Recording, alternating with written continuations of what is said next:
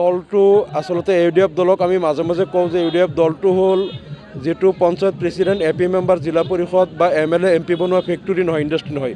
প্ৰকৃততে এইটো এটা ৰাজনৈতিক আন্দোলন, এটা ৰাজনৈতিক সংগ্ৰাম। আমাৰ দলটো হয়তো ৰাজনীতিত কৰিব লগা কাৰণে আমি কেণ্ডিডেট দিওঁ, আমাৰ প্ৰতিনিধিবিলাক জিকি আহে, কিন্তু প্ৰকৃততে লাঞ্ছিত বঞ্চিত নিপীড়িত নিষ্পেষিত মানুহৰ অধিকাৰ আৰু প্ৰাপ্য অধিকাৰ আৰু তেওঁলোকৰ যিটো সাংবিধানিক মৰ্যাদা ৰক্ষা কৰাৰ কাৰণেই দলটো হৈছে।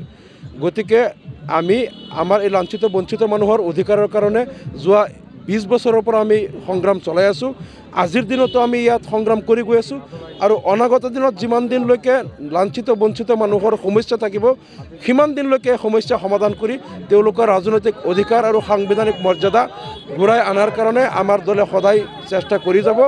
আৰু যিবিলাক দলে বিভিন্ন সময়ত আমাৰ মানুহৰ এই বিশেষকৈ ধৰ্মীয় সংখ্যালঘু মানুহৰ পৰা ভোট লৈ তেওঁলোকে তিলে তিলে এই জাতিটোক ধ্বংসৰ মুখত ঠেলি দিবলৈ, যেনেকৈ কংগ্ৰেছে এই লোকসকলক তেওঁলোকক মাটিৰ পট্টা দিম বুলি কৈ আজিলৈকে নিদিলে, তেওঁলোকক গৰাখহনীয়া আক্ৰান্ত মানুহক সংস্থাপন নিদিলে, আৰু যেনেকৈ কংগ্ৰেছে বিগত দিনত ভোটাৰ সজাই মানুহক ডিটেনশ্যন কেম্পত বন্দী কৰি নাগৰিকত্ববিহীন ষ্টেটলেছ চিটিজেন কৰাৰ যিমান ষড়যন্ত্ৰ কংগ্ৰেছে কৰিছিল, আজি বিজেপিয়ে যিমান কৰি আছে, উচ্ছেদ কৰি মানুহক গোমাংসৰ নামত মানুহক ধৰি তেওঁলোকক জেলত আবদ্ধ কৰা, মানুহক বেআইনীভাৱে বাংলাদেশত তেওঁলোকক বিতৰণ কৰা, এনেধৰণৰ অত্যাচাৰবিলাক বিজেপিয়ে কৰি আছে।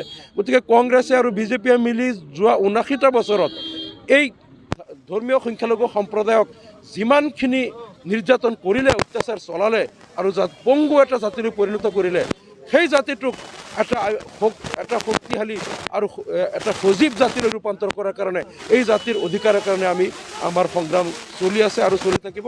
আজিও আমি অধিকাৰ যাত্ৰাত আমি জনসাধাৰণৰ মাজত সেই সজাগতাটো আনিব বিচাৰিছোঁ আৰু অনাগত দিনতো সকলো ৰাইজৰ লগত আমি থাকিম আৰু ৰাইজক লৈ তেওঁলোকৰ অধিকাৰ আমি ৰক্ষাৰ কাৰণে সদায় চেষ্টা চলাই যাম।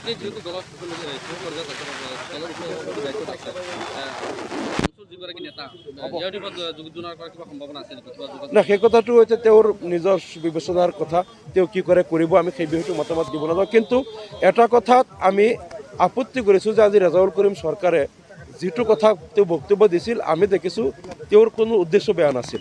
তেওঁ এইটো বুজাইছিল যে শিৱসাগৰ যোৰহাটত মানুহ যিমান শিক্ষিত বা যিমান মানুহ চাকৰিয়াল উচ্চ শিক্ষিত, ধুবুৰীতো তেনেকুৱা হ'ব লাগে, বা আমাৰ বৰপেটা বা আমাৰ নামনি আৰু উজনিৰ সকলো এলেকাৰ বৈষম্যবিলাক দূৰ হ'ব লাগে আৰু মানুহ উন্নয়ন সমান হ'ব লাগে, মানুহ শিক্ষা দীক্ষা সকলো ফালৰ পৰা একে সমান হ'ব লাগে। এইটো এটা তেওঁৰ উদ্দেশ্যটো বেয়া নাছিল, আমি যিটো বুজি পাইছোঁ।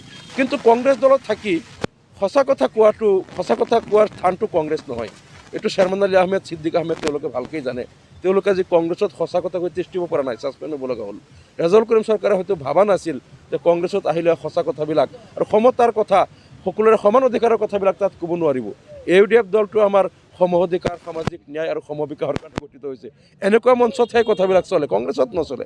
তেওঁ বুজি নাপায়, কথাটো কৈ পেলাই আজি তেওঁ দুদিন তিষ্ঠিব নোৱাৰিলে তেওঁ ৰিজাইন দিব লগা হ'ল আৰু অপমানিত হ'ল। কথাবিলাক অসমৰ মানুহে বুজি পাব।